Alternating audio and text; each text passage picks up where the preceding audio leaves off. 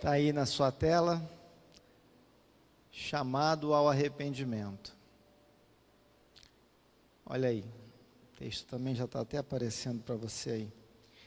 Está escrito assim na minha versão: não vim chamar justos, e sim pecadores ao arrependimento. Não vim chamar justos, e sim pecadores ao arrependimento. Permita-me orar também. Senhor, obrigado pela tua palavra. Obrigado, Deus, por esse povo que está aqui. E obrigado pelas vidas que talvez estejam agora sendo alcançadas pelo som da minha voz. Talvez as imagens estejam chegando até elas também. Obrigado por vidas que o Senhor traz até nós. Peço que o teu Espírito trabalhe no coração de todos nós, todos, sem exceção, Pai. Que o teu nome seja engrandecido. Cuida da minha mente e do meu coração. Que o teu nome possa ser glorificado a partir da minha vida também. Em nome de Jesus Cristo, é como oramos agora. Amém. Amados, essa palavra de Jesus, ou essa frase, de Jesus, não vim chamar justos e sim pecadores ao arrependimento. Essa frase foi proferida durante uma festa na casa de um homem chamado Levi. Levi, que também na Bíblia é conhecido como Mateus. E quem era esse homem? Quem era Levi, afinal de contas? Levi, como eu disse, também conhecido como Mateus, ele chegou a se tornar um dos 12 apóstolos do Senhor Jesus Cristo. Antes disso, Levi era um funcionário público, um servidor público, e ele estava a serviço do Império Romano. Ele cobrava impostos do povo judeu. Você pode acompanhar isso comigo no versículo 27, por exemplo. A palavra de Deus diz assim: depois disso, Jesus saiu e viu um publicano, chamado Levi, sentado na coletoria. Coletoria era o posto fiscal, era o órgão ali da Receita, se fosse hoje, seria o órgão da Receita Federal. A nível estadual, seria o órgão da Receita Estadual, a Secretaria de Fazenda do Estado, por exemplo. Ali eram recolhidos os impostos que o povo tinha que pagar ao Império Romano. E por causa do seu trabalho, veja, Levi ou Mateus era odiado pelos seus próprios conterrâneos, pelo seu próprio povo. Pensa numa coisa: Roma assolava os judeus. Os judeus não gostavam de Roma. E Levi, sendo um judeu, estava trabalhando para o Império Romano, cobrando o imposto do seu próprio povo. Então veja que situação, que tensão, que coisa difícil. Então Mateus era odiado pelo próprio povo. Agora,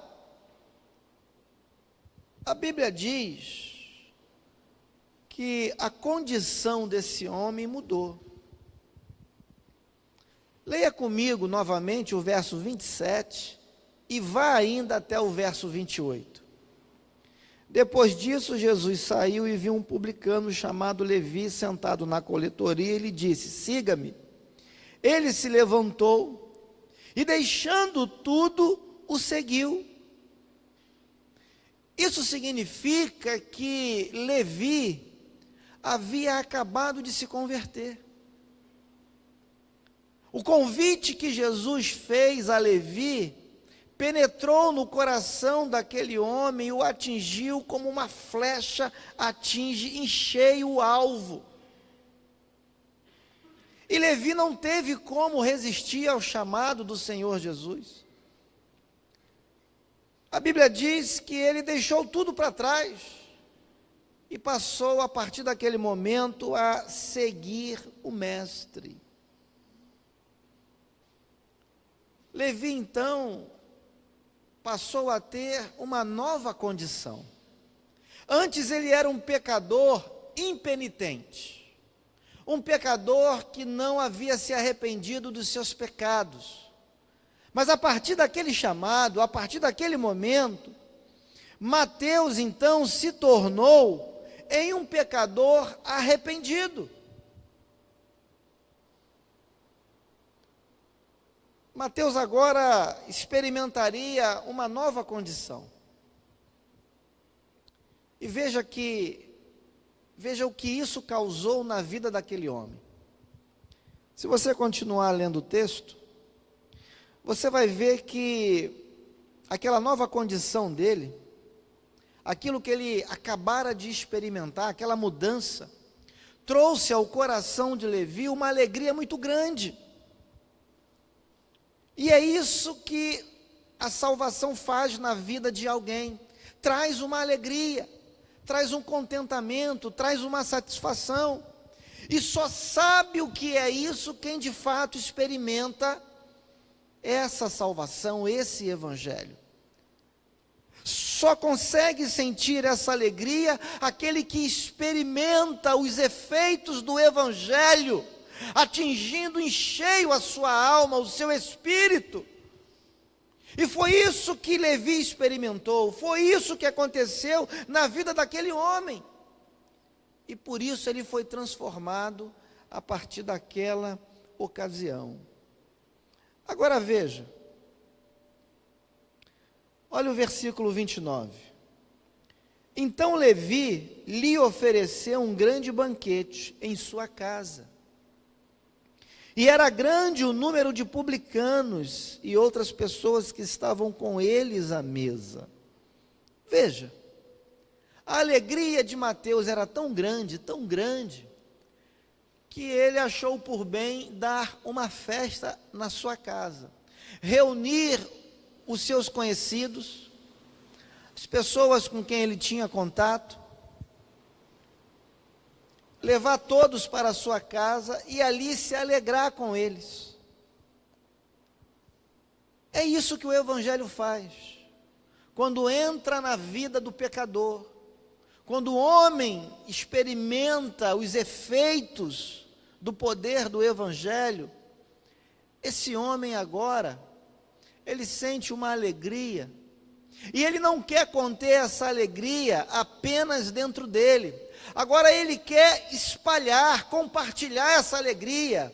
Ele quer tornar pública a sua satisfação por ter conhecido a graça, por ter experimentado o amor de Jesus pela sua vida. Eu penso que a intenção daquela festa que Mateus promoveu, aquele banquete,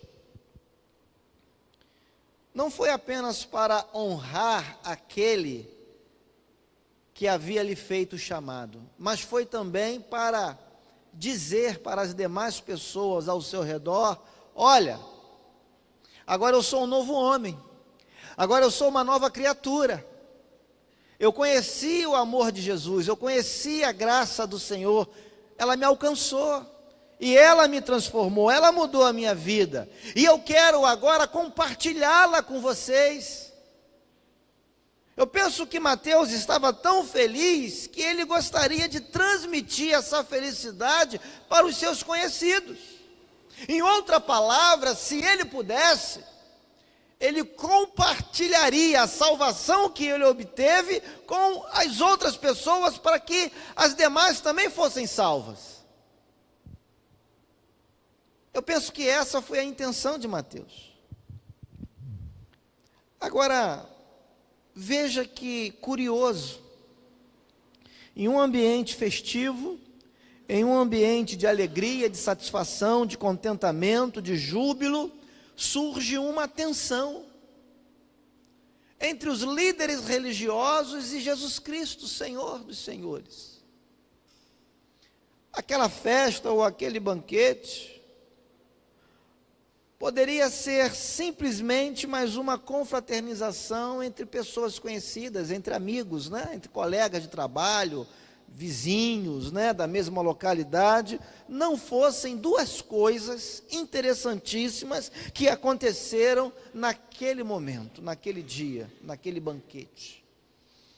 Queria que você lesse comigo o versículo 30. A Bíblia diz o seguinte: os fariseus e os seus escribas murmuravam contra os discípulos de Jesus, perguntando: por que vocês comem e bebem com os publicanos e pecadores?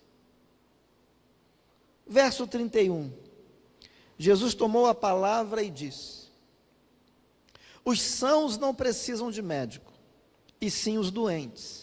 Não vim chamar justos, e sim pecadores ao arrependimento.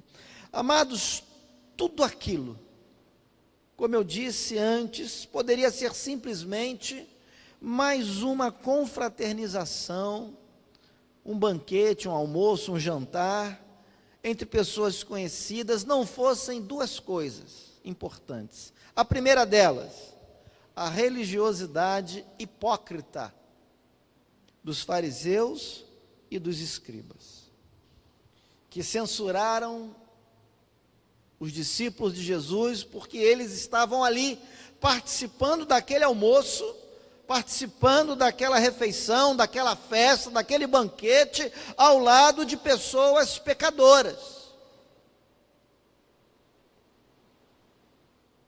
Como se elas mesmas, né? Como se os próprios fariseus, os próprios escribas também não o fossem. Era assim que eles se viam. E o segundo fato interessante que acontece aqui, para tornar aquele momento especial, apesar de toda a tensão surgida, foi justamente a explicação de Jesus Cristo. Jesus disse: os sãos não precisam de médicos, e sim os doentes. Eu não vim chamar justos, eu vim chamar os pecadores. Eu vim chamar os pecadores ao arrependimento. Jesus, queridos, com essas palavras, estava declarando para aquela casta religiosa, para aqueles hipócritas, para aqueles fariseus e saduceus, que não gostavam de se misturar, que eram separatistas. Jesus estava dizendo para eles o que na verdade ele, Jesus, veio fazer aqui na terra. Jesus estava declarando para eles a sua missão, o seu propósito, a sua intenção, ao descer da glória, assumir a forma humana e habitar entre nós. Jesus estava dizendo que ele veio chamar homens como você, pessoas como eu, ao arrependimento. Jesus veio nos fazer um convite, convite da graça, convite da salvação, um convite para tomar posse do seu reino. E com isso Jesus também declara o alcance do seu evangelho, o alcance da sua mensagem. Ou você acha que o evangelho é restrito à igreja de Soteco? Ou você acha que a mensagem da salvação é restrita às igrejas congregacionais do Brasil?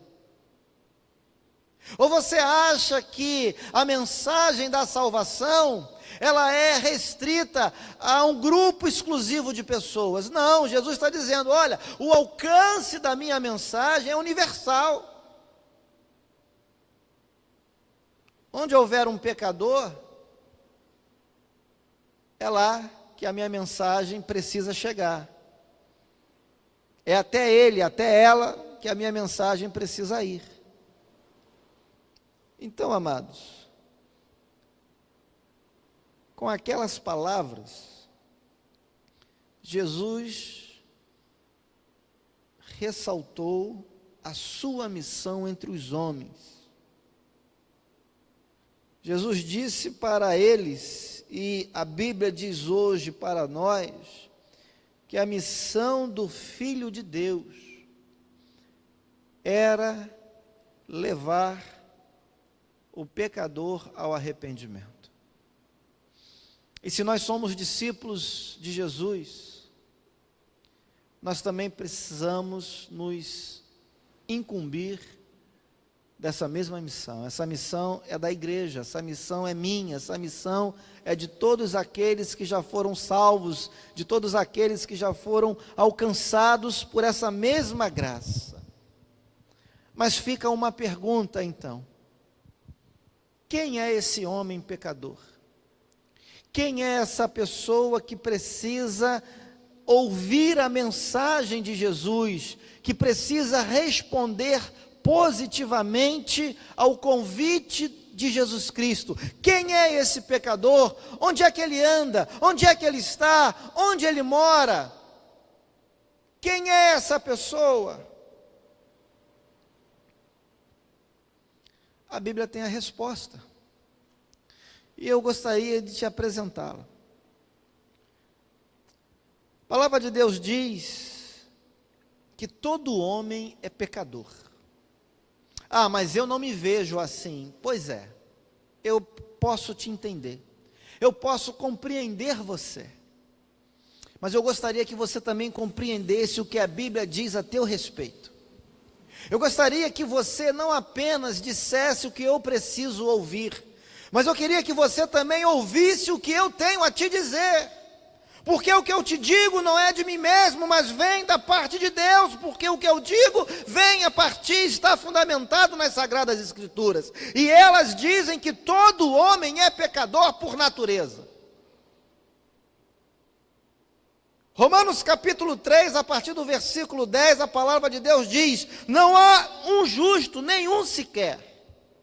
No versículo 11, Paulo reafirma: não há quem entenda, não há quem busque a Deus, todos se desviaram e juntamente se tornaram inúteis.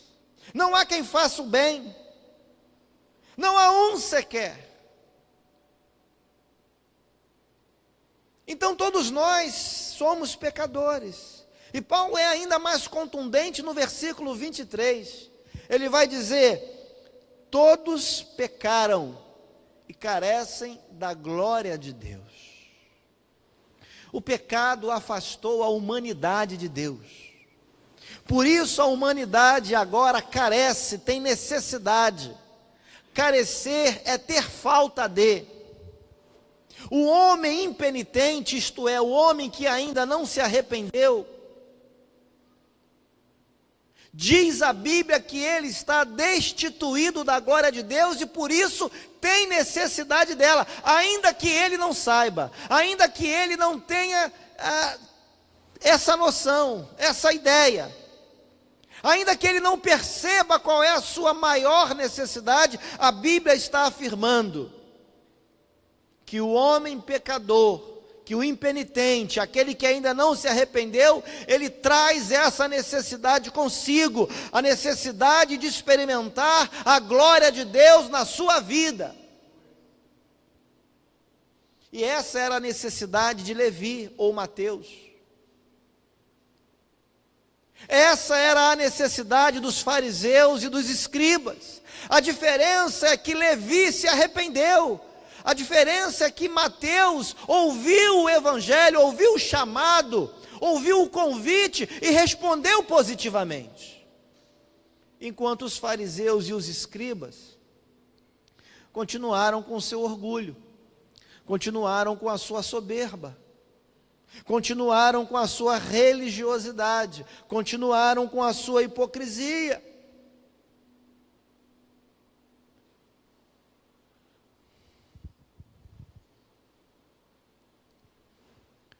Mas apesar de eu e você sermos pecadores, apesar da humanidade carecer ou estar destituída da glória de Deus, a palavra do Senhor diz que Ele, o próprio Deus, tem todo o poder para mudar a sua vida, a minha vida, a vida de qualquer pessoa. O que nós pregamos aqui não é religião, é o Evangelho.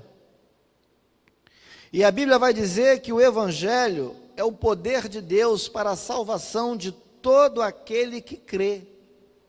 Paulo falou isso em Romanos capítulo 1, versículo 16. Paulo disse: não me envergonho do Evangelho, porque é o poder de Deus para a salvação de todo aquele que nele crê, primeiro do judeu, mas também do grego. Então, há um remédio, há uma solução, há uma resposta para essa carência. Há como saciar ou satisfazer essa necessidade que o homem tem da glória de Deus.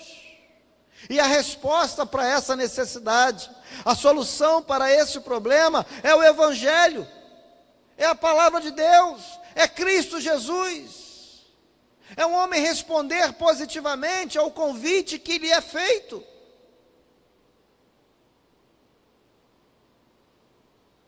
Só o Evangelho é capaz de trazer essa alegria ao coração do homem pecador. Ninguém mais é capaz.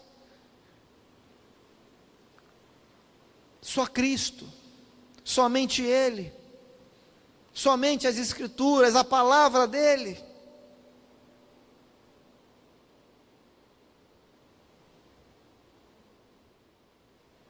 Será que você tem mesmo essa alegria da salvação? Você já experimentou aquilo que Mateus experimentou? A Bíblia diz que a salvação nos traz alegria, nos traz consolo, conforto, nos traz paz, paz com Deus. O mesmo Paulo diz isso em Romanos capítulo 5, que por intermédio do Senhor Jesus Cristo, agora nós temos paz com Deus. O homem impenitente, o pecador impenitente, ele está em constante guerra, uma guerra espiritual, uma guerra entre a sua alma e Deus, um conflito, uma constante tensão. É por isso que os fariseus e os escribas não aceitavam o que Jesus dizia. É por isso que havia entre aquele grupo de pessoas e o próprio Cristo essa tensão permanente. Porque eles estavam destituídos da glória de Deus. E mais, pior ainda, eles não entendiam que eles eram pecadores. Eles não entendiam que eles precisavam se arrepender e que Jesus estava ali diante deles para convidá-los também. Eles não entendiam que Jesus era capaz de transformá-los também como transformou Levi. E transformou tantas outras pessoas que se aproximaram dele com um coração contrito, um coração sincero, um coração arrependido. Esse é o problema de algumas pessoas. Não, pastor, eu não posso ser equiparado a esse pecador, porque eu sou uma pessoa bem casada. Eu nunca traí a minha esposa. Outro vai dizer, não, pastor, eu não posso ser comparado a esse pecador, porque eu sou um bom trabalhador, eu sou um bom empregado. Eu cumpro os meus horários, eu cumpro as minhas tarefas. eu não dou problema lá no meu serviço, eu cumprimento todo mundo, eu sou um cara bacana, as pessoas me dão tapinha nas costas, o chefe, semana passada mesmo, me deu uma promoção, eu sou um cara muito bacana. Outro vai dizer, não pastor, eu não posso ser comparado a esse pecador, porque, puxa vida, eu ando na rua, eu ando no bairro, eu cumprimento, parece até que eu sou político, falo com todo mundo, aperto a mão de todo mundo, vou na padaria, todo mundo me conhece, vou no campo de futebol, falo com todo mundo, não tenho problema com ninguém, não brigo com os meus vizinhos, sou um cara muito responsável com os meus compromissos financeiros, não tenho um nome sujo no SPC, no Serasa, sou um cara muito bacana, eu não sou esse pecador que a Bíblia está dizendo. Pois eu digo para você que você naturalmente é sim esse pecador. A Bíblia diz que todo homem, todo ser humano já nasce morto espiritualmente falando.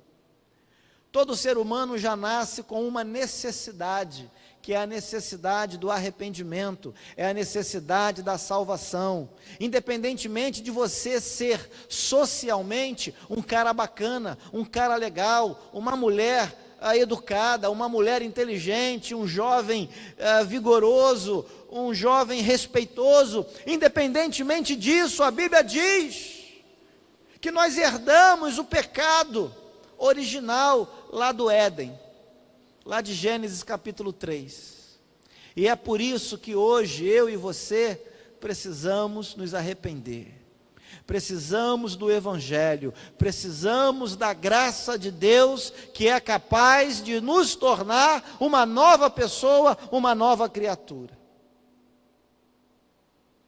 E talvez você esteja se perguntando, pastor, tudo bem, eu entendo, mas por que só o Evangelho? Por que eu não posso por outro caminho? Por que eu não posso trilhar uma outra estrada? Por que tem que ser o Evangelho? Queridos, o Evangelho de Cristo, e somente Ele, se difere de toda e qualquer mensagem pregada por toda e qualquer religião, filosofia, escola filosófica, instituição de caridade. O Evangelho do Senhor Jesus você só vai encontrar nas páginas das Sagradas Escrituras.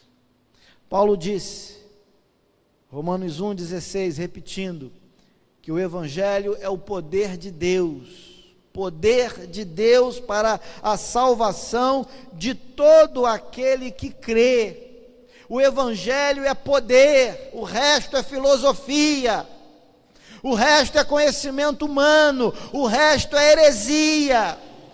Aquilo que tem poder para transformar a sua vida, transformar a sua casa, transformar a sua família, é o Evangelho, porque o Evangelho é o poder de Deus. Quando o Evangelho é vivido, é o Espírito de Deus atuando na vida da pessoa.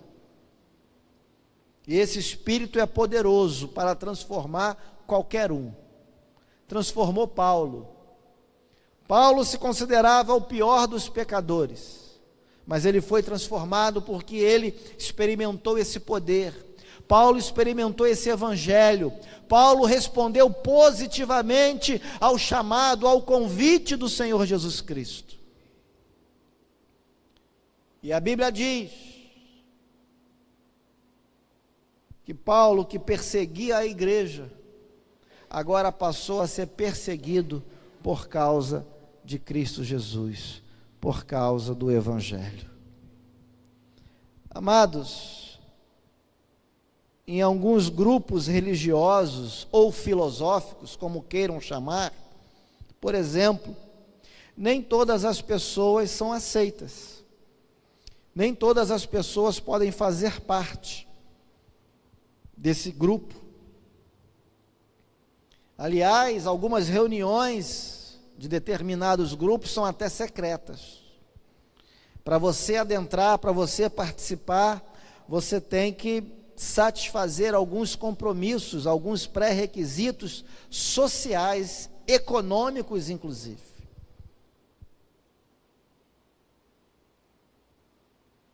Certamente você deve conhecer grupos assim, grupos cujas reuniões são secretas e o que acontece lá, ninguém sabe, só mesmo os membros do grupo. O Evangelho não se compara a isso. A mensagem que Jesus proclamou é uma mensagem pública, é uma mensagem dirigida a todos os povos, a todas as nações, de todas as línguas, de todas as classes sociais. Não importa se você é homem, se você é mulher, se você é rico, se você é pobre. Não importa se você é branco, é preto, é amarelo, é azul, é verde. Não importa. Não importa se você é patrão, se você é empregado. O Evangelho é para todo mundo ouvir. É para todo mundo tomar conhecimento. Mas alguns grupos não fazem isso. Há ainda outros que ensinam que para você atingir um estado de santificação ou de purificação, você precisa fazer obras de caridade. Você precisa reencarnar várias vezes, e em cada reencarnação que você experimenta, ou que a pessoa experimenta, eu estou falando aqui em tese, hipoteticamente, a pessoa vai então pagando os seus pecados, vai se santificando cada vez mais, até atingir a um nível mais elevado, e aí então deixa de reencarnar. Não é isso que o Evangelho ensina, não foi essa a mensagem de Jesus, não foi essa a mensagem dos apóstolos, não é essa a mensagem da igreja verdadeira do Senhor Jesus aqui na terra. Não é isso que cremos, não é isso que ensinamos. Não ensinamos a reencarnação, ensinamos a ressurreição, porque a Bíblia fala da ressurreição. E a Bíblia é muito clara quando diz que bem-aventurados são aqueles que têm parte na primeira ressurreição dos mortos, porque viverão e reinarão com Cristo Jesus, e gozarão da vida eterna ao lado dele.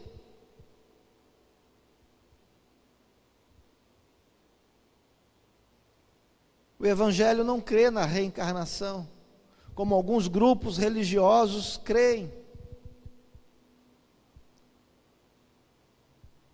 A Bíblia diz, aliás, em João 17:17, Jesus orando ao Pai, ele fala assim: santifica-os na verdade. Santifica-os. A tua palavra é a verdade. Então, se você está buscando santificação para a sua vida, se você está buscando melhorar a tua alma, melhorar o teu coração, é na palavra, é no Evangelho, é nas Sagradas Escrituras que você vai obter a resposta. Cuidado com o que estão te oferecendo aí fora. Cuidado com o que você tem ouvido. Porque o remédio para a tua alma é a palavra de Deus, é o verdadeiro Evangelho do Senhor Jesus Cristo.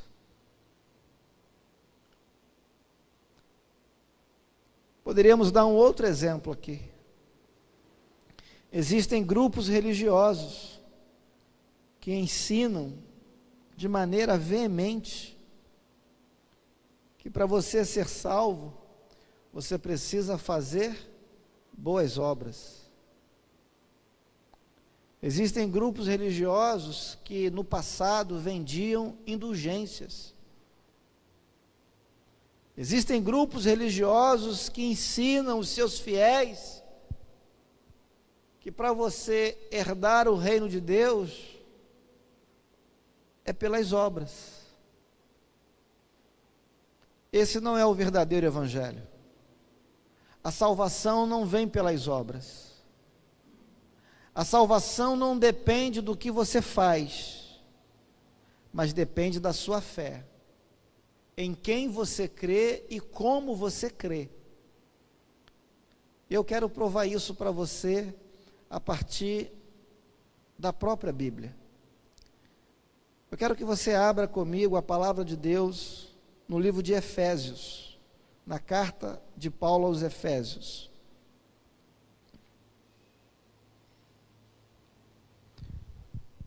Capítulo 2, por favor.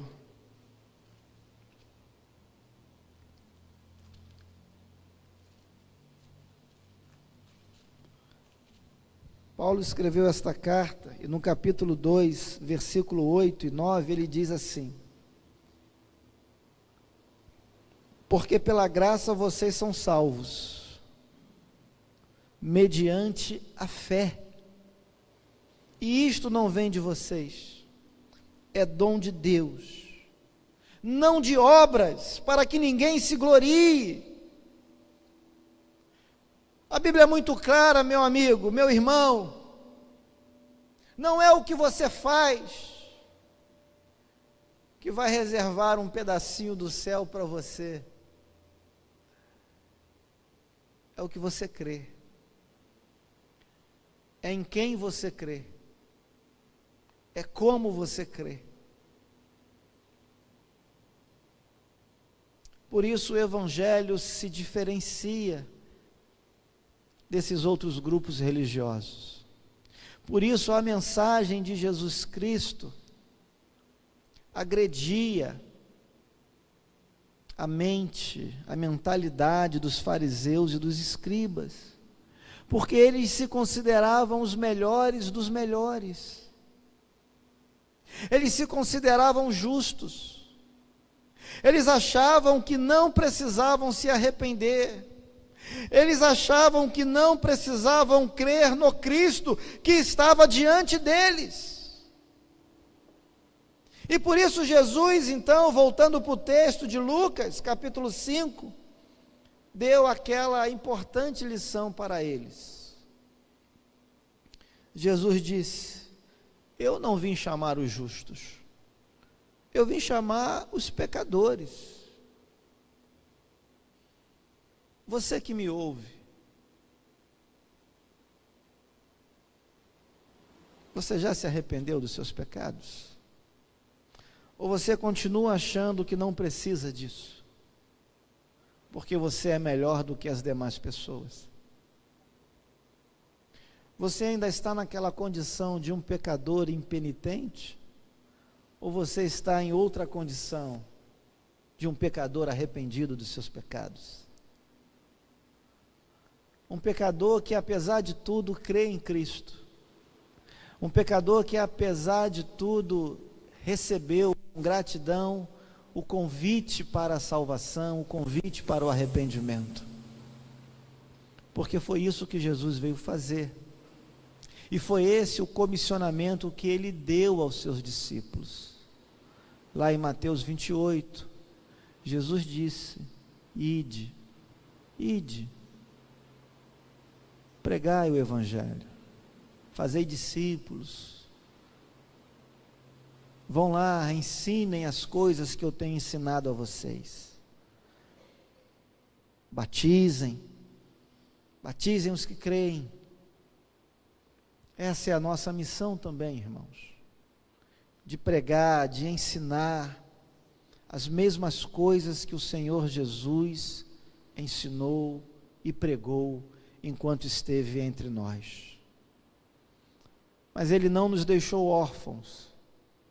A Bíblia diz que ele enviou o seu Espírito, e além do seu Espírito, ele deixou a sua palavra. Então tudo o que é necessário para a gente crer, nós temos à nossa disposição.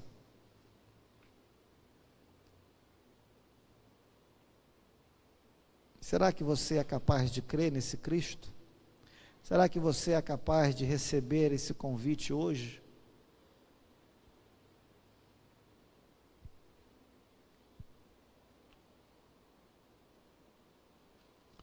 Eu não gostaria que você continuasse como os fariseus.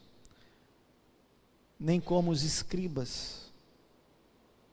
Eu não gostaria que você continuasse como um pecador sem arrependimento, pecador impenitente. Sinceramente, o meu desejo é que você pudesse, como Levi ou Mateus, aceitar o chamado de Jesus, aceitar o convite de Cristo. Não acha que você é justo o suficiente para não precisar se arrepender. Não acha que você é justo o suficiente para desprezar o que Jesus tem a te oferecer. Faça como Levi, não resista ao chamado. A Bíblia diz lá na carta aos Hebreus, que se você ouvir a voz do Espírito Santo, falando a você, falando ao teu coração, para que você não resista, para que você não resista. Então, se Deus está falando contigo nesta noite, não resista à voz do Senhor, quebrante-se diante dEle, arrependa-se dos seus pecados, da sua vida passada, experimente uma nova vida, seja uma nova criatura, faça como Levi, que experimentou a alegria da salvação, e ao experimentar essa alegria, ele não a conteve no seu coração, ele quis compartilhá-la com os seus amigos, com os seus colegas, com os seus conhecidos. Que você possa experimentar também essa salvação. E ao experimentá-la verdadeiramente, seu coração se encha de gozo, se encha de alegria, se encha de satisfação, e que você passe esse evangelho adiante, que você compartilhe essa salvação com as pessoas que você conhece, com as pessoas que são do seu círculo de amizade.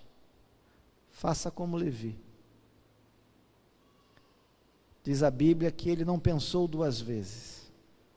Quando Jesus o chamou, ele não titubeou, ele não ficou preso ao seu passado, ele largou tudo e passou a seguir Jesus. Siga Jesus. É a melhor coisa que eu e você temos a fazer. Feche os teus olhos e vamos orar.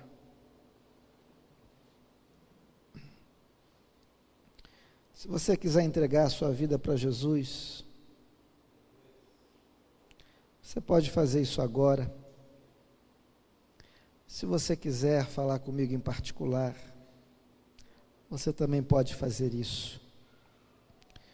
O importante é que você fale com Deus antes de tudo.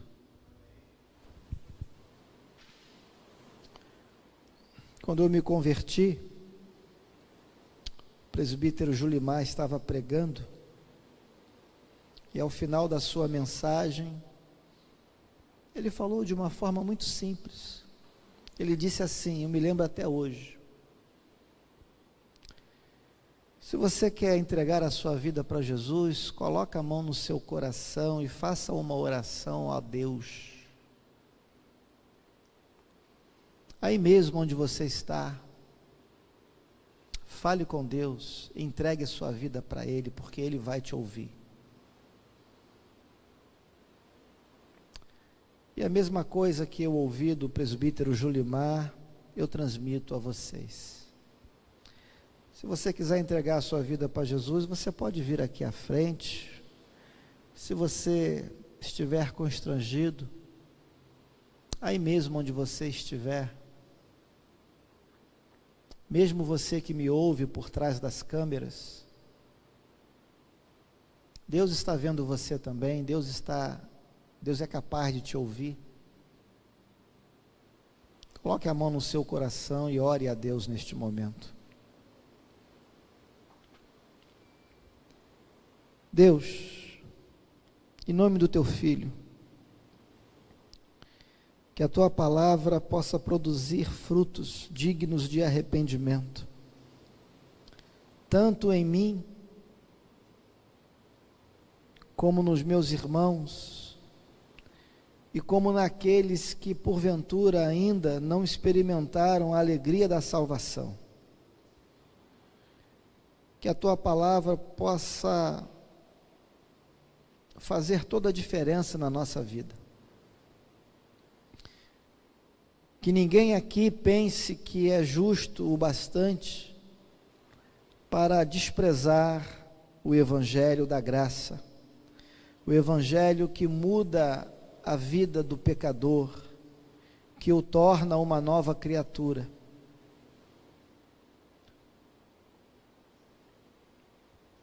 Ó Senhor, eu peço isso para que somente o teu nome seja exaltado, para que o diabo seja envergonhado, e para que o teu povo seja edificado. Converte os corações nesta noite, Senhor, em nome de Jesus. É como nós oramos, Pai. Amém.